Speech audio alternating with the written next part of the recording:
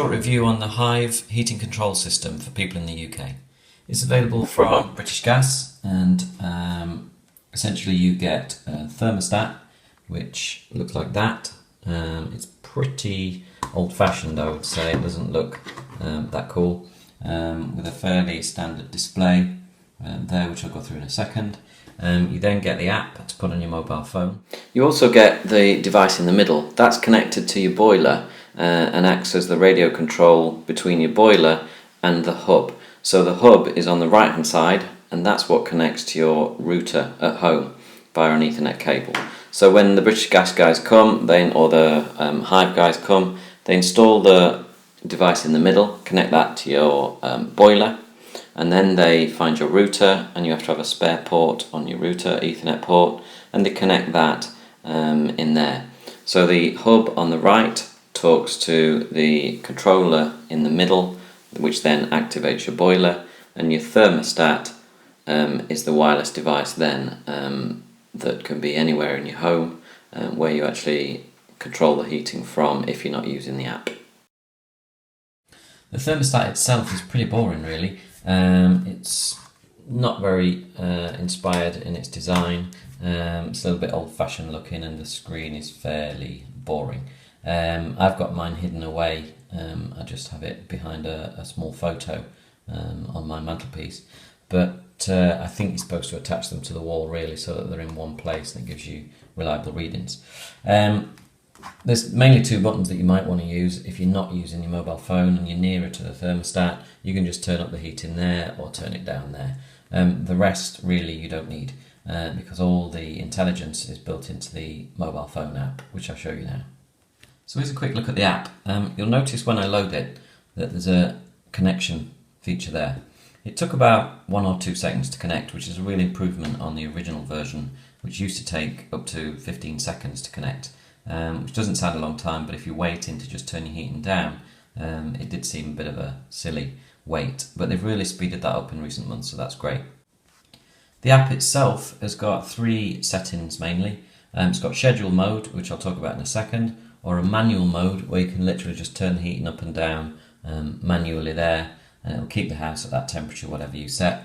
So if I wanted to turn it up now, I'd just say keep it at 13 degrees, and that's that, simple as it gets. Or you can simply just turn the whole thing off if you're going away or it's summer like now.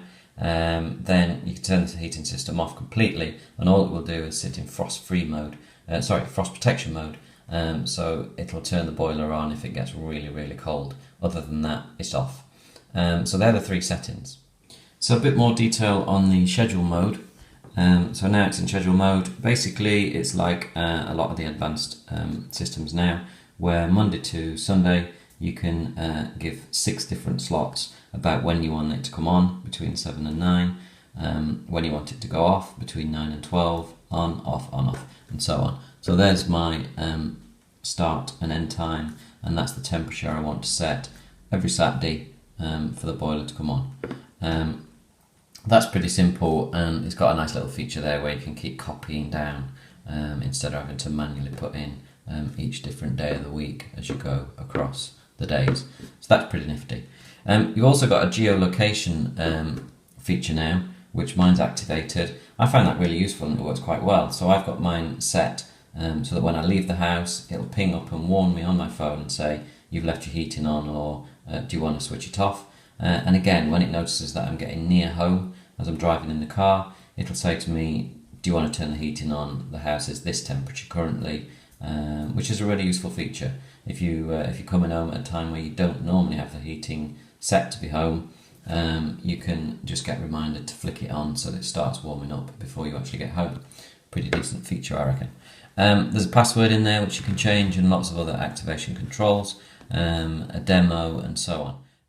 So I've got my boiler installed in the garage, and you can see the Hive system to the left with one green light at the top saying that it's all connected and all the devices are talking to each other.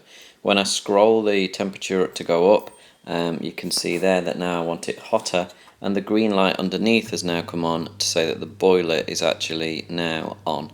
So that's heating the radiators up to reach the temperature 19.5, the desired temperature. When I then turn it back down, just takes a few seconds, and the green light starts to flash to say it's received the signal. So that's an overall review of the hardware and the software for Hive. I think negative wise the biggest disappointment is probably the design of the thermostat itself. It's a pretty ugly thing and not very inspired. Could do with an overview of the design and maybe a dial to turn it up and down on the front to get rid of those buttons. Could also probably do with a bit better screen if you're going to be really fussy. From an app side, I think the biggest problem is that there's no Apple Watch integration yet, so I'll have to watch out for that in future. Hope they bring that out. And also it could do with, in my opinion, a button where you can just boost the heating a couple of degrees more, maybe for an hour if you've really got the house feels a bit cold. Even though it's at temperature, you might just want to do a short-term boost. And you can't do that on the current software, which is a real shame. On the whole though, I think it's a pretty decent system. Hive have really managed to get all the bugs sorted now, and it's a quick, reliable, responsive home heating system control from your mobile phone, which is exactly what I wanted. I think it saved me a load of money, because when I leave the house now I don't kick myself that I'm heating an empty home.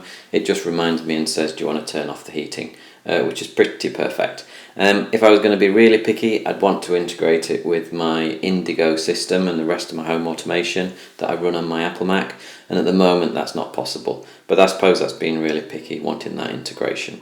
So that's about it really. Thanks for watching the video. Follow us on TodaysTopTech.com or on Twitter @TodaysTopTech.com.